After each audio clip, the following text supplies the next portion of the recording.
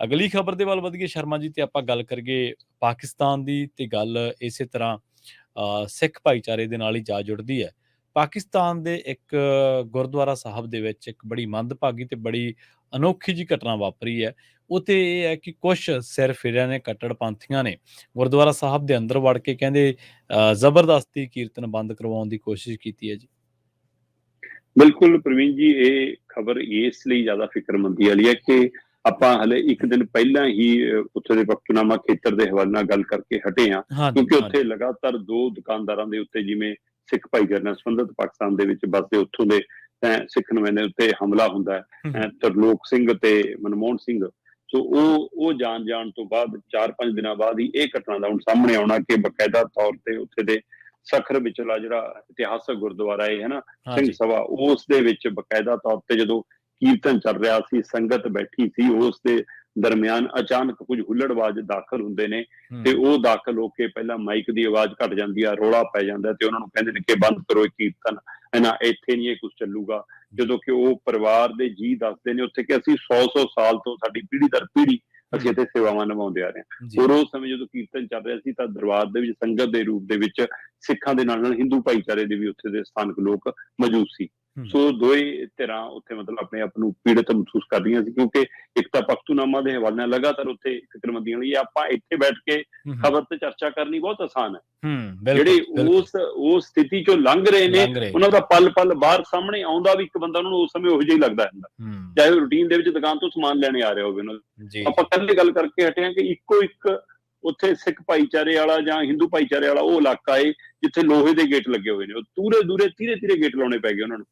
ਸੋ ਆਪਣੀਆਂ ਦੁਕਾਨਾਂ ਤੱਕ ਬੰਦ ਕਰਨੀਆਂ ਪੈ ਗਈਆਂ। ਉਹ ਕਹਿੰਦੇ ਪਿਛਲੇ 50 ਸਾਲਾਂ ਤੋਂ ਰਹਿੰਦੇ ਆਉਂਦੇ ਆ, ਪਰ ਪਿਛਲੇ 10 ਸਾਲਾਂ ਤੋਂ ਇਹ ਵਰਤਾਰਾ ਵਧਿਆ, ਤੇ ਹੁਣ ਪਿਛਲੇ ਮਤਲਬ ਕਿ ਚੰਦ ਦਿਨਾਂ ਦੇ ਵਿੱਚ ਹੀ 15 ਪਰਿਵਾਰ ਉੱਥੋਂ ਛੱਡ ਕੇ ਚਲੇ ਗਏ। ਸੋ ਇਹ ਬਾਕੀ ਪਲਾਇਨ ਕਰਨ ਦੀ ਤਿਆਰੀ ਕਰੀ ਜਾਂਦੇ ਨੇ। ਸੋ ਆਹ ਸਾਰਾ ਕੁਛ ਡਰਾਉਣ ਲਈ ਆ ਕਿ ਸਿੰਧ ਦੇ ਗੁਰਦੁਆਰੇ ਦੇ ਵਿੱਚ ਬਕਾਇਦਾ ਤੌਰ ਤੇ ਵੜ ਕੇ ਤੁਸੀਂ ਕਹਿਣਾ ਕਿ ਤੁਹਾਨੂੰ ਪਾਠ ਨਹੀਂ ਕਰਨ ਦਿਆਂਗੇ, ਤੁਹਾਨੂੰ ਇੱਥੇ ਕੀਰਤਨ ਨਹੀਂ ਕਰਨ ਦਿਆਂਗੇ, ਤੁਹਾਨੂੰ ਗੁਰੂ ਗ੍ਰੰਥ ਸਾਹਿਬ ਇੱਥੇ ਪ੍ਰਕਾਸ਼ ਨਹੀਂ ਕਰਨ ਦਿਆਂਗੇ, ਭਾਜੋ ਇੱਥੋਂ, ਹੈ ਨਾ। ਇਹ ਆ ਉਹਨਾਂ ਬਾਰੇ ਟਿੱਪਣੀਆਂ, ਧਾਰਮਿਕ ਟਿੱਪਣੀਆਂ, ਉਹਨਾਂ ਦੇ ਧਰਮ ਤੇ ਟਿੱਪਣੀਆਂ। ਤੇ ਫਿਰ ਮਾਮਲਾ ਜਦੋਂ ਥਾਣੇ ਪਹੁੰਚਿਆ ਤਾਂ ਥਾਣੇ ਜਿਹੜੇ ਨੁਮਾਇੰਦੇ ਆਏ ਉਹਨਾਂ ਦੇ, ਉਹ ਵੀ ਉਲਟਾ ਸਿੱਖ ਭਾਈਚਾਰੇ ਦੇ ਨੁਮਾਇੰਦਿਆਂ ਨੂੰ ਜਾਂ ਉਹਨਾਂ ਦੇ ਵਕੀਲ ਨੂੰ ਜਾਂ ਉੱਥੇ ਨਾਲ ਗਏ ਸਮਰਥਨ ਦੇ ਵਿੱਚ ਹਿੰਦੂ ਭਾਈਚਾਰੇ ਨੂੰ ਧਮਕਾਉਂਦੇ ਨਜ਼ਰ ਆਏ।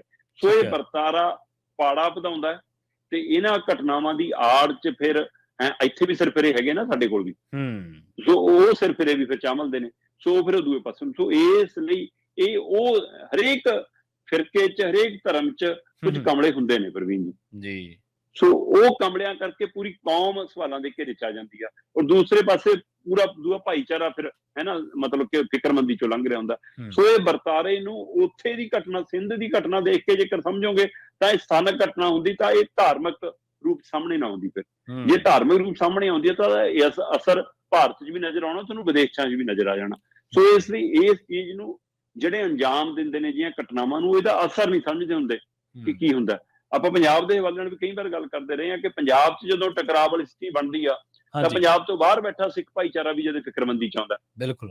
ਜਦੋਂ ਬਾਹਰ ਕਿਤੇ ਘਟਨਾ ਵਾਪਰਦੀ ਹੈ ਕੁਛ, ਤਾਂ ਪੰਜਾਬ 'ਚ ਬੈਠਾ ਹਿੰਦੂ ਭਾਈਚਾਰਾ ਫਿਕਰ ਚ ਆ ਜਾਂਦਾ। ਸੋ ਇਸ ਲਈ ਇਹ ਵਰਤਾਰਾ ਲਗਾਤਾਰ ਉਸੇ ਚੀਜ਼ ਚੋਂ ਕਿ ਉੱਥੇ ਚੰਦ ਕਮਲਿਆਂ ਦੀ ਇਹ ਕਰਤੂਤ ਨੇ, ਉਹਨਾਂ ਬਾਕੀ ਮੁਸਲਿਮ ਭਾਈਚਾਰਿਆਂ ਨੂੰ ਕਿਵੇਂ ਫਿਕਰ ਚ ਪਤਾ ਹੋਣਾ। ਇੱਧਰ ਭਾਰਤ ਚ ਬੈਠੇ ਕਿੰਨੇ ਮੁਸਲਮਾਨ ਭਾਈਚਾਰਾ ਫਿਕਰਮੰਦੀ ਚ ਆ ਜਾਂਦਾ। ਸੋ ਇਸ ਲਈ ਆਪਾਂ ਉਹ ਕੱਲ ਉਹਨਾਂ ਦੀ ਉਹ ਤਕਲੀਫ ਮੈਂ ਸਾਂਝੀ ਕਰ ਰਹੀ ਸੀ। ਉਹ ਕਹਿੰਦੇ ਕਿ ਮੈਚ ਭਾਰਤ ਪਾਕਿਸਤਾਨ ਦਾ ਹੁੰਦਾ ਹੈ, ਤੇ ਜੇ ਭਾਰਤ ਜਿੱਤ ਜਾਵੇ ਤਾਂ ਕੁੱਟ ਸਾਨੂੰ ਖਾਣੀ ਪੈ ਜਾਂਦੀ ਹੈ। ਸੋ ਇਹਦਾ ਮਤਲਬ ਕਿਸ ਸਪੀਡ ਚੋਂ ਲੰਘ ਰਹੇ ਨੇ। ਫਿਰ ਉੱਥੇ ਦੀ ਸਰਕਾਰ ਕਾਹਦੀ ਸਰਕਾਰ ਹੈ ਜੀ?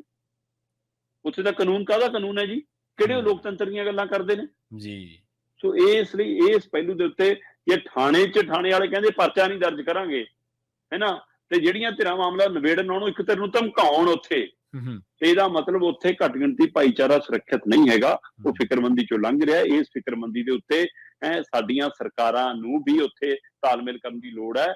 ਜਦੋਂ ਕਿ ਉਹ ਮੁਲਕ ਕਦੇ ਇੱਕੋ ਮੁਲਕ ਸੀ, ਦੋਵੇਂ ਮੁਲਕ। ਇਹ ਇਸੇ ਲਈ ਕੀ ਜ਼ਿਆਦਾ ਤਲਖੀ ਹੈ ਕਿ ਅਸੀਂ ਇੱਕ ਤੋਂ ਦੋ ਹੋਏ ਹਾਂ, ਕਿ ਇਸ ਲਈ ਇਹਦਾ ਕਾਰਨ ਇਹੀ ਹੈ ਕਿ ਸਾਨੂੰ ਇੱਕ ਦੂਏ ਦੇ ਘਰ 'ਚ ਝਾਕਣ ਦੀ ਜ਼ਿਆਦਾ ਆਦਤ ਹੈ। ਇੱਕ ਦੂਏ ਦੇ ਧਰਮ ਦੇ ਹਵਾਲੇ ਨਾਲ ਅਸੀਂ ਸਮਝਦੇ ਹਾਂ ਕਿ ਇਹ ਤਾਂ ਉੱਧਰ ਦੇ ਨੇ, ਇਹ ਉੱਧਰ ਦੇ ਨੇ, ਉਸੇ ਚੋਂ ਵਿਖੇੜਾ ਵੱਧ ਰਿਹਾ। ਸੋ ਇਸ ਵਿਖੇੜੇ ਤੇ ਜਿਹੜੇ ਆਪਣੇ ਆਪ ਨੂੰ ਧਾਰਮਿਕ ਨੁਮਾਇੰਦੇ ਕਹਾਉਂਦੇ ਨੇ, ਚਾਹੇ ਕਿਸੇ ਧਰਮਾਂ ਦੇ ਹੋਣ, ਉਹਨਾਂ ਦੀ ਭੂਮਿਕਾ ਬਹੁਤ ਅਹਿਮ ਹੈ ਇਸ ਮੌਕੇ। ਤੇ ਜਿਹੜੀਆਂ ਸਰਕਾਰਾਂ ਕਹਿੰਦੀਆਂ ਨੇ ਕਿ ਹਾਂ ਸਾਨੂੰ ਦੁਨੀਆ ਭਰ ਚ ਮਾਨਤਾ ਮਿਲਦੀ ਹੈ ਜੀ, ਅਸੀਂ ਜਿਹੜੇ ਮੁਲਕ ਉਤਰ ਜੇ ਉੱਥੇ ਰੈੱਡ ਕਾਰਪet ਵਿਛ ਜਾਂਦਾ ਹੈ। ਭਾਈ ਆਪਣੇ ਗਵਾਂਢੀ ਨਾਲ ਤਾਂ ਰਿਸ਼ਤਾ ਵਧੀਆ ਬਣਾ ਲਓ, ਜੀ ਜੀ ਤੇ ਜੇ ਉਹਨਾਂ ਨਾਲ ਰਿਸ਼ਤੇ ਵਧੀਆ ਹੋਣ ਤਾਂ ਇਹ ਘਟਨਾਵਾਂ ਨਾ ਵਾਪਰਨ। ਇਸ ਮਸਲੇ ਤੇ ਸਰਕਾਰਾਂ ਨੂੰ ਗੌਰ ਕਰਨ ਦੀ ਲੋੜ ਹੈ ਪ੍ਰਵੀਨ ਜੀ। ਜੀ ਬਿਲਕੁਲ।